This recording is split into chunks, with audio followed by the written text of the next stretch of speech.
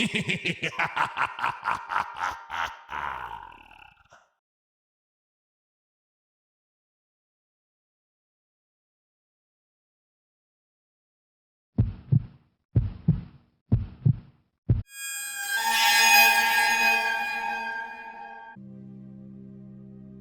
have a story from the true dark net.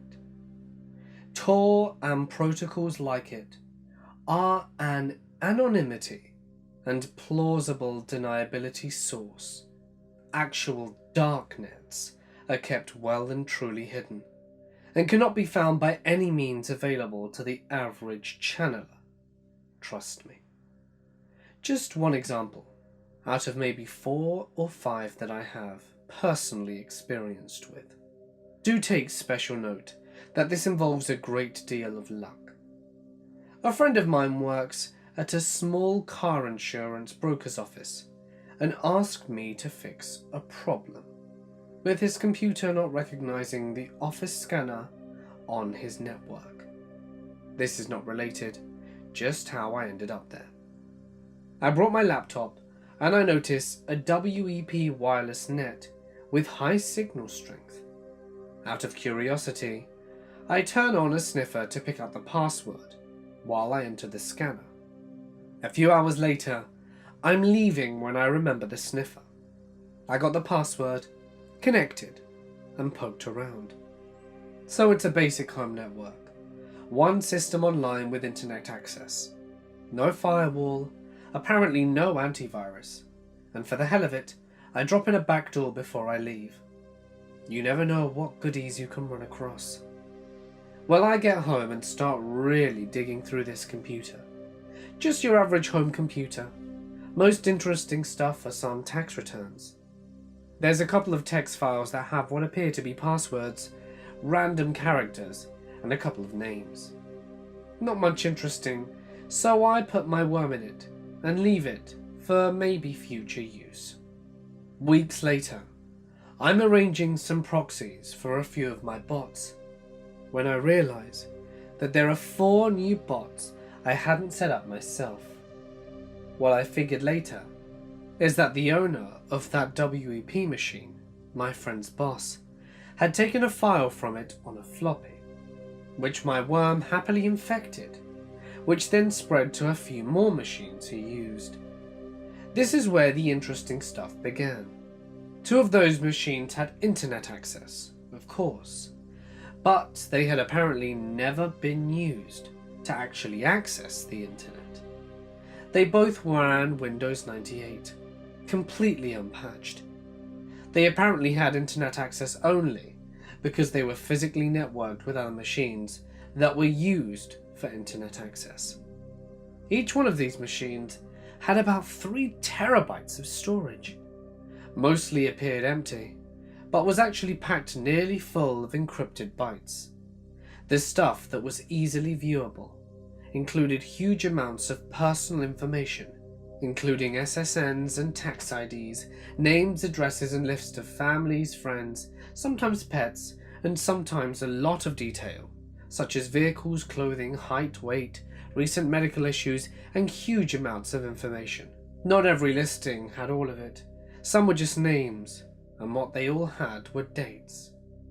I couldn't make much sense of it, but what I could make sense of were the bank accounts. Thousands, probably hundreds of thousands of numbers, instructions, safety deposit boxes, all over the world. South Africa, Russia, Brazil, everywhere. Nothing but the basic identifying information and another date, no note of what they might be. As I was picking through one of the 2 machines, I noticed a file being written.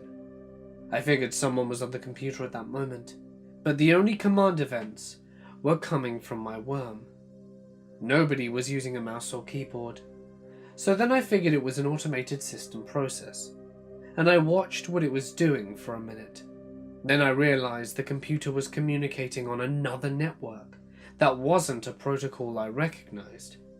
Because I knew when it started writing and when it stopped, I was able to transcribe the entire file, which was about 78 megs. I assumed it was one file and not a chunk of something else. and I was right. It was still encrypted, but it turned out to be fairly simple.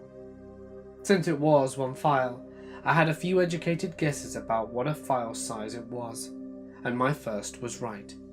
It was a movie, MPEG format. The title was just random string. The video itself was an overhead view of 3 men sitting at a table. In the entire 15 minutes of the video, only one spoke. It sounded like gibberish. I figured it was code or he was nuts. He said things like, broken banana, stung red boot. He would pause and then say another strange sentence, and kept on going for about 10 minutes. The other two just watched him. One was drinking what I assumed was coffee. Finally, he leaned back and asked if they would leave his daughter alone.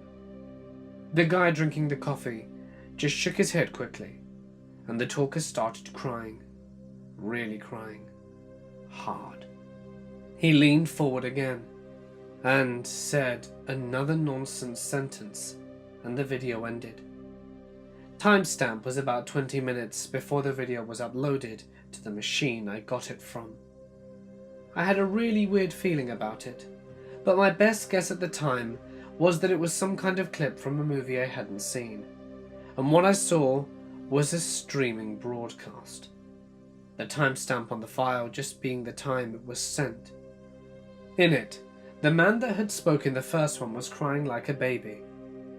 He had apparently done unspeakable things with what appeared to be the corpse of a young girl, with her throat cut and blood all over the table, the same one the 3 men had been sitting at in the first video. The other 2 men were still in the room, standing on either side of the room watching, smoking cigarettes. I didn't finish watching it. I only got about a minute or so in before it sank what I was seeing. I've seen a lot in my time. This was not a movie. I cleaned my traces from those systems and haven't looked back. What I'm still finding hard to believe is that from the computer I'd originally hacked, these other systems got infected by a floppy. As near as I can tell, the 2 storage computers were on opposite sides of the globe, one in LA and one in Beijing. The WEP computer I found in Dallas, and 2 of the other infected computers were in Winnipeg, as far as I know. My friend's boss had not left the country. His brother-in-law had been visiting at the time, though.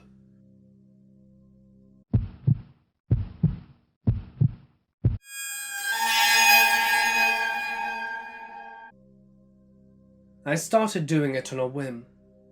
My brother has an unhealthy obsession with online vloggers.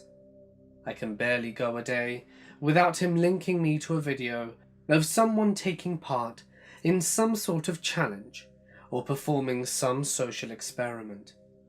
So when the whole deep web mystery box trend started, I was one of the first to know. My brother must have sent me dozens of videos of annoying preteens opening up boxes filled with junk that they tried to pass off as creepy and sinister. When my brother asked me for my opinion, I told him that it combined all the boredom of an unboxing video with all the stupidity of the Tide Pod challenge. I added that most of them were probably making the boxes themselves. Even I could do it. And that's when the wheels started turning. A quick search confirmed that this was a growing trend, with hundreds of people claiming to have opened up boxes containing everything, from drugs to murder weapons to mysterious flash drives. Some vloggers even claimed that they had spent thousands of dollars on a single mystery box. Those were obviously fake. But what about the rest? Were there really people out there who would spend at least $100 for the chance to go viral? I bet they would. And unfortunately I was right. Putting the boxes together was easier than expected. I had some cardboard boxes stuffed in my closet that turned out to be the perfect size for the job. Some rusty screwdrivers proved perfect as my murder weapons. My desk drawer offered a surplus of random old flash drives that I made mystery box ready by filling them with many creepy videos which I downloaded. Finally, some expired sinus tablets provided me with some mysterious deep web drugs, once I had peeled off the labels. Getting the website set up on the deep web was a little harder, but you can find an online tutorial for anything these days. By the time I was ready to go to bed, I was the proud owner of the Emporium of Mysteries. For $50 worth of Bitcoin, anyone could be the proud owner of a mystery box. Sure, the site looked like it had come straight out of the early 90s, but it was good enough. I was in business. The next morning, I went looking for customers. Fortunately, my brother's messages had made me very familiar with the online vlogging community, and I messaged a few of the smaller channels with some burner accounts that I made, and left a few comments on the latest videos. You should do a deep web unboxing video. You know what would be really cool? Unboxing something from the deep web. I bet you'd get millions of views. I heard about this new place on the deep web called Emporium of Mysteries. They sell mystery boxes there. You should check them out. Then all I had to do was to sit back and wait. By the end of the day, I had 6 purchases. Not much all put together, but enough to help put food on the table. By the end of the afternoon, I had the boxes ready to ship. I wasn't looking to scam these people after all. They all got to make their stupid videos, and I got to eat. Everyone was happy. I sold a few more over the next few weeks, but eventually interest died down. Life went on, and my brother sent me more stupid videos, and I gradually forgot about my time as a deep web merchant. Until last Friday. When I got home from work, there was a package waiting for me outside my apartment door. When I picked it up and examined it, I realized it was one of my mystery boxes. It looked like I had an unhappy customer, but it wasn't like they were getting their money back. I took it inside and opened it up. It was empty, save for a flash drive that I did not recognize. I was curious what was on it, but I wasn't about to let some disgruntled hacker infect my computer. So I dug out an old laptop that I hardly used anymore and plugged it in. It was full of pictures. Pictures of my hometown, of my apartment, of me. Whoever sent me this had been following me, had been inside my home, and staring at those pictures, I started to realize just how out of my depth I was. You see, not everything you find on the deep web is fake. There are some people out there who do sell real mystery boxes, and they are tired of scammers like me taking away from their profits. Thankfully, they are also very generous people and want to give me a second chance. So I'm pleased to announce the Emporium of Mysteries is under new management. Now, for the same low price, you will receive a genuine mystery box. It will include a special tool from my new partner's personal collection, along with a video instructing you of how to use it, co-starring myself. The body part or organ extracted during the video will also be included as a special memento. Supplies are limited, so search us on the deep web as soon as possible. We look forward to your business.